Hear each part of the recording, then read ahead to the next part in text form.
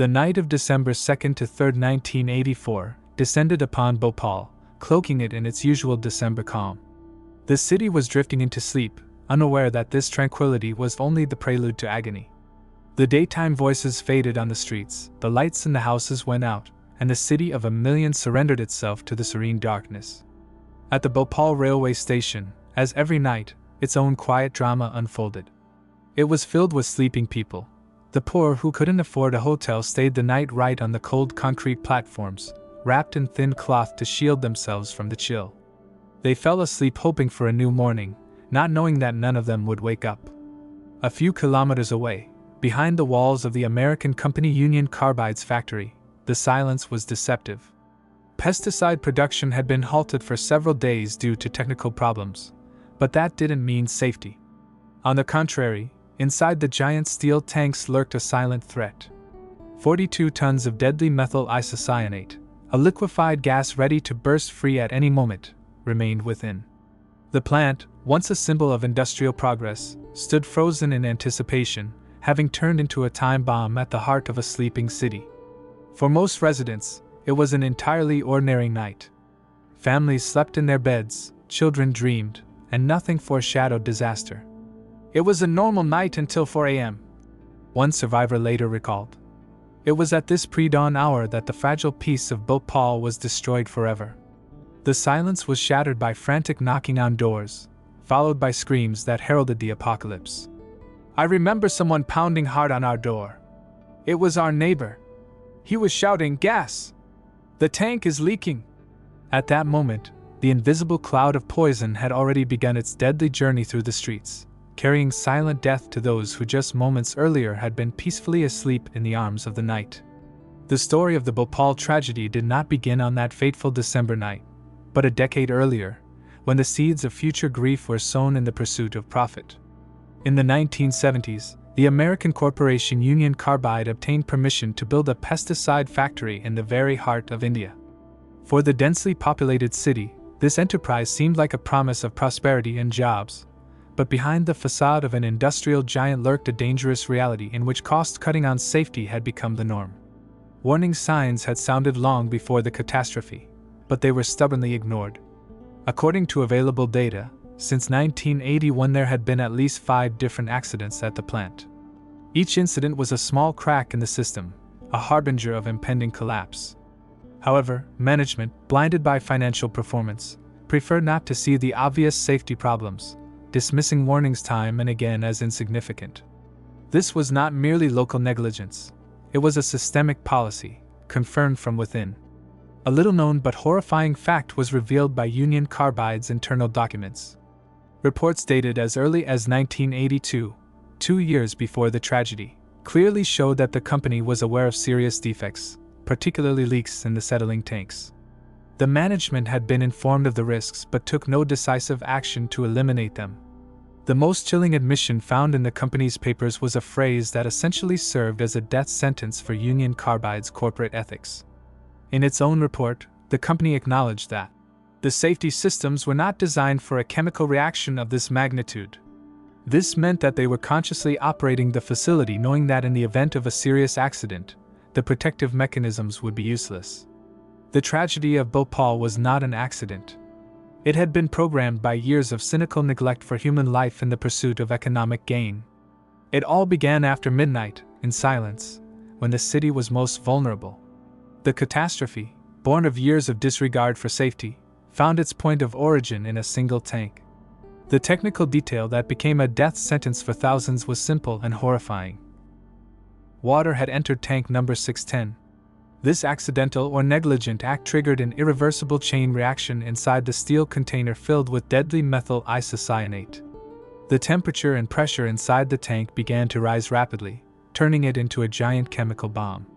The inadequate safety systems, which management knew were not designed for such a scenario, proved useless. Between midnight and 2 a.m., the tank gave way. The steel ruptured, and a monstrous release occurred into the night air. 42 tons of boiling poison instantly transformed into a gas cloud. What followed was a scene from a nightmare made real. The cloud of toxic gas, invisible in the darkness of the night, slowly crept through the streets, seeping into homes through cracks where unsuspecting families slept. Being heavier than air, it did not disperse but crawled along the ground, filling low-lying areas, alleys, and the homes of the poor. It was a silent, invisible killer.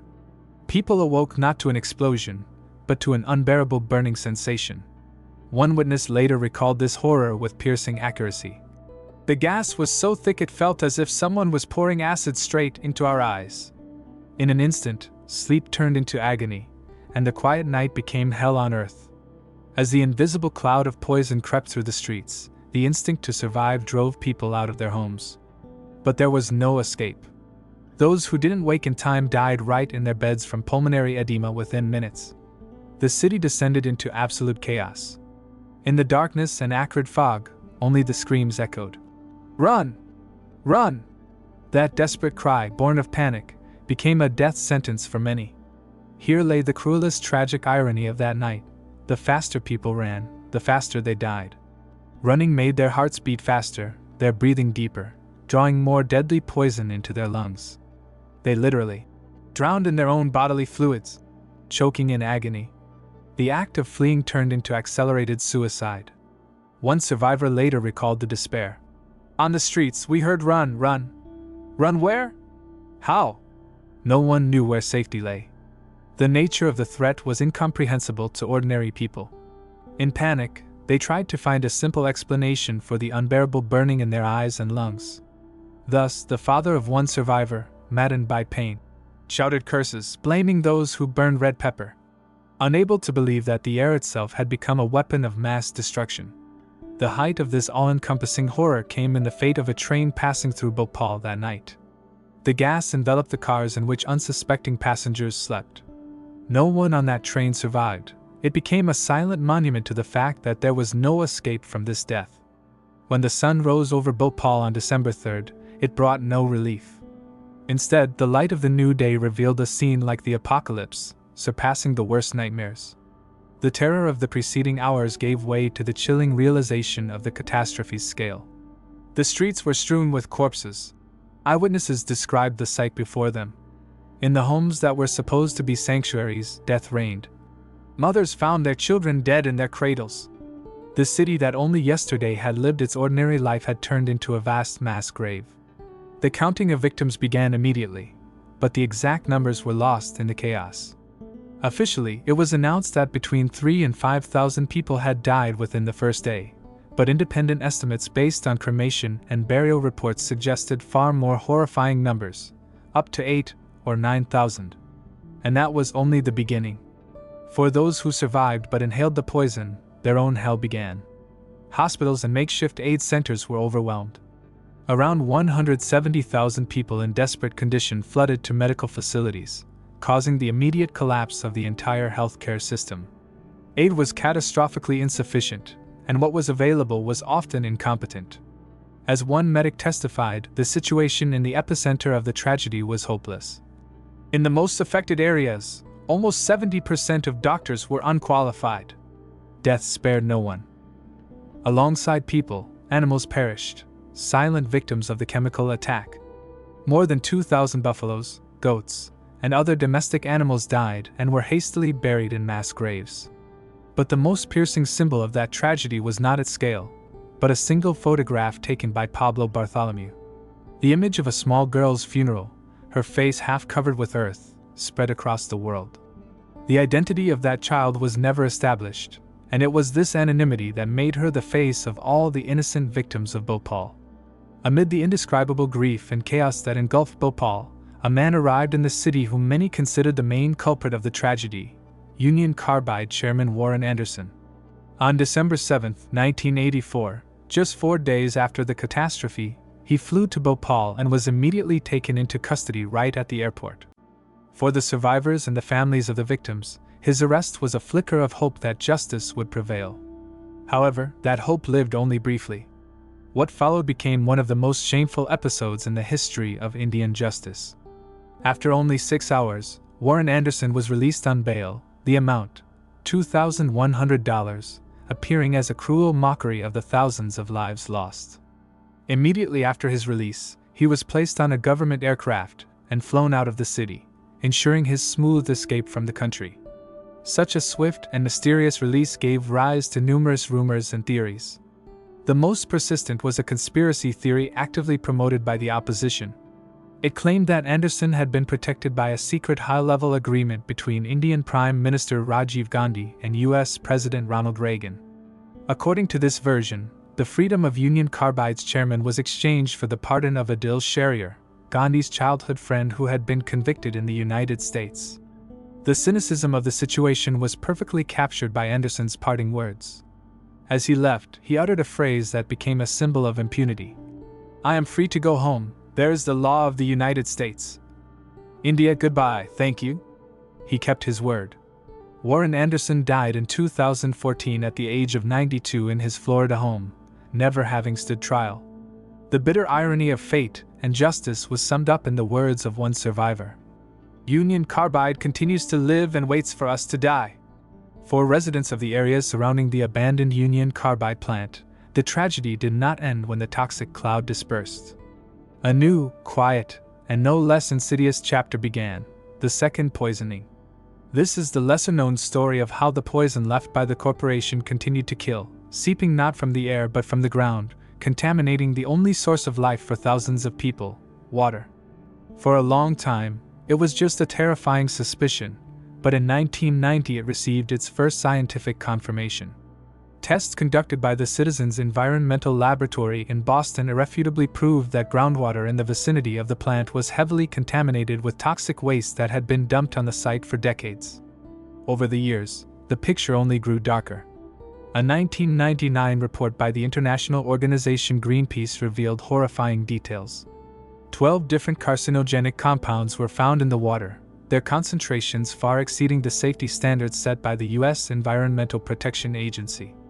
10 years later, in 2009, India's Center for Science and Environment confirmed the ongoing threat, detecting pesticide levels in water samples ranging from 1.1 to 59.3 times above the permissible limit. This slow poisoning was not a local issue.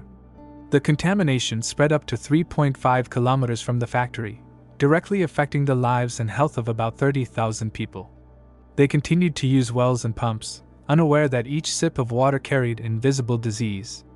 Director Sunita Narain accurately defined the essence of this prolonged tragedy. "This is not a case of acute toxicity but of chronic toxicity." Unlike the instant death from the gas cloud, the poison in the water killed slowly, causing cancer and other severe illnesses that destroyed families from within for decades. The consequences of the Bhopal disaster were not limited to that one terrible night and the days that followed. The poison unleashed by Union Carbide left a long-term legacy that continues to maim and kill even the third generation. Death in Bhopal is not only about those who perished instantly. It is a prolonged agony reflected in statistics that grow more terrifying with each passing year. The total number of deaths over the decades following the disaster is estimated between 15,000 and 30,000. These were people whose lives slowly faded away from chronic diseases caused by poisoning. But even these figures fail to capture the full scale of human suffering. More than 500,000 people who survived that night were left with incurable illnesses and disabilities, turning their lives into an endless struggle with pain. The legacy of the poison has been written into the very genetics of the victims.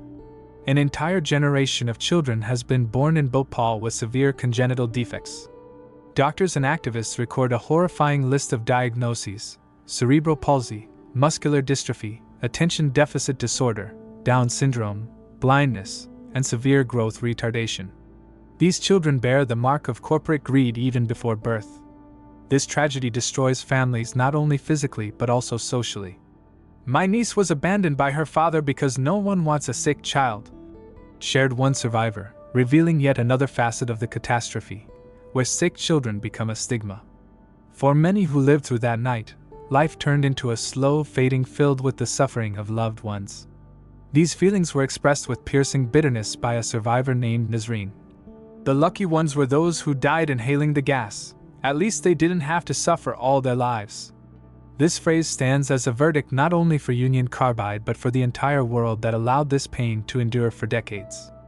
After the first cries of horror had faded, a new battle began for the survivors. the battle for justice in the courts. However, this path turned out to be almost as torturous as the tragedy itself, stretching into decades of humiliation and disappointment. Justice for Bhopal became delayed, and therefore denied. A key moment in this legal saga came in 1989.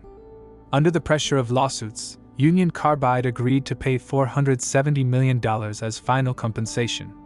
At first glance, the sum seemed significant, but when distributed among hundreds of thousands of victims, it became a mockery.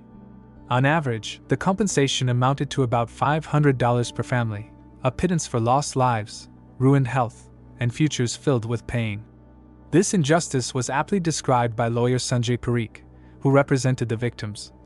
The compensations were completely inadequate. Medical treatment also began far too late. The money could not bring back the dead and did not cover even a small part of the lifelong medical expenses of the survivors.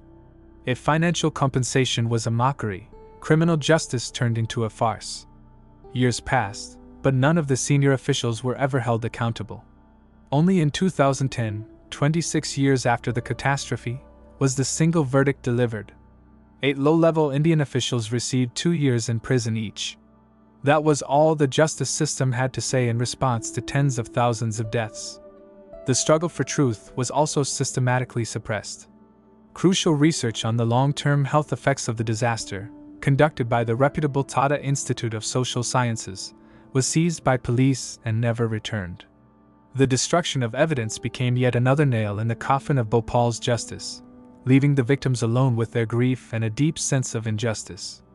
Amid judicial silence and political oblivion, art became one of the few spaces where the memory of Bhopal continues to live, refusing to be erased from history.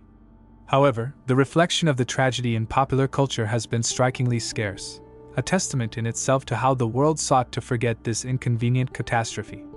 Studies confirm this cultural failure. A disaster of such magnitude has not been adequately reflected in mainstream Indian cinema. In all the decades since that terrible night, only 2 full-length feature films have been dedicated to the topic: Bhopal Express, 1999, and Bhopal, A Prayer for Rain, 2013. These films stand as rare exceptions amid the deafening silence of global cinema. Where mainstream film remained silent, visual art began to speak. Images proved a far more powerful and honest language for conveying indescribable grief. Artist Samar Jodha, in collaboration with Amnesty International, created a haunting installation titled Bhopal, A Silent Picture. His work allowed viewers to look into the eyes of the tragedy and feel its frozen, voiceless presence. Photography played an especially vital role in preserving memory. Numerous photo exhibitions around the world became visual indictments, vividly showing what corporate reports and court documents conceal. Their lenses captured the most terrifying legacy of the poison, 3 generations scarred by corporate greed. These photographs, depicting the pain of children with congenital deformities and the suffering of their parents, have become the most honest and uncompromising monument to the victims of Bhopal, ensuring the world can never fully turn away or forget. While corporations tried to bury the story of Bhopal under layers of legal formalities, and politicians preferred not to remember it, the voices of survivors refused to be silenced. They became the true keepers of memory and tireless fighters for justice, turning their personal pain into the driving force of a global movement. Their faces and stories are a living indictment of the system that betrayed them. One of these voices is Sanjay Varma. His story is the very essence of the tragedy. Born just 6 months before the disaster, he lost his entire family that fateful night, his parents and 5 siblings. Left an orphan, he grew up with one mission: to seek justice for those who were taken from him. His life, which began on the doorstep of hell, has become a symbol of resilience and defiance. Beside him stands Rashida B., a woman whose family was slowly destroyed by the long-term aftermath of the disaster. She lost 6 family members to cancer, a silent killer that followed the poisonous cloud. Her grief did not break her, it became her strength. For her relentless activism and advocacy for the victims of Bhopal, Rashida B. was awarded the Goldman Environmental Prize, often called the Green Nobel, in 2004, an international recognition that brought renewed attention to Bhopal's unending tragedy. The fight of these activists has long transcended India's borders. They have organized international tours, visiting other places poisoned by industrial giants, such as the infamous Cancer Alley in Louisiana, USA. In these journeys, they share their experience and build solidarity networks. As one activist put it, their mission is rooted in connection. This is our way of telling people in Southwest Detroit, who are fighting their own corporate criminals, we are not alone. In 2001, the story of corporate accountability in Bhopal took a new turn with the arrival of an even more powerful player. Chemical giant Dow Chemical acquired Union Carbide, inheriting not only its assets but also its curse. For survivors and activists, this seemed like a renewed chance for justice, but it soon became another wall of indifference. From the outset, Dow Chemical adopted a hard and uncompromising stance. It refuses to accept any responsibility for Bhopal. The company built an impenetrable legal defense, claiming it is not liable for the actions of a subsidiary committed long before the acquisition. In essence, Dow bought Union Carbide's profits, but not its moral or legal debts to the hundreds of thousands of victims. Yet, the struggle for justice has not stopped. It has simply changed its target. The fight now extends to international arenas, reaching even the halls of power in the United States. In 2023, 12 U.S. Congress members, including prominent human rights advocate Rashida Tlaib, signed a formal letter to the U.S. Department of Justice, urging it to finally hold Dow Chemical accountable for the legacy of its subsidiary. Against this backdrop of decades-long advocacy, the company's official statements sound especially cynical. A spokesperson for Union Carbide, now under Dow's ownership, once said, "We continue to have the deepest sympathy and respect for the victims of the tragedy and their families." These words, unaccompanied by any meaningful action, ring as yet another insult, a reminder that for the inheritors of this curse, Bhopal's suffering remains a legal inconvenience, not a human tragedy. 40 years have passed, yet time in Bhopal seems frozen in that December night of 1984. The city lives with its scars, none more haunting than the abandoned Union Carbide factory. It still stands, a rusting monument to death, surrounded by tons of toxic waste that continue their slow, silent work of destruction. The corroded factory looms over the city like a gravestone, a permanent reminder of the night when death came in an invisible cloud. This is not just a symbol. Around 350 tons of toxic chemicals remain on and around the factory site, seeping into the ground and poisoning the soil and groundwater.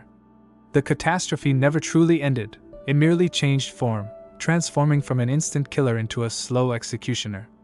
For the generation born decades after the leak, the danger is still real. As survivor Farhat Jahan bitterly puts it, even after 40 years, the disaster continues to kill and cripple a new generation. Bhopal has never fully recovered. It has become a city condemned to remember, its story now a dark lesson for all humanity. The tragedy stands as an unshakable symbol of corporate irresponsibility and a grim warning that industrial progress, when stripped of humanity and safety, inevitably becomes a weapon of mass destruction.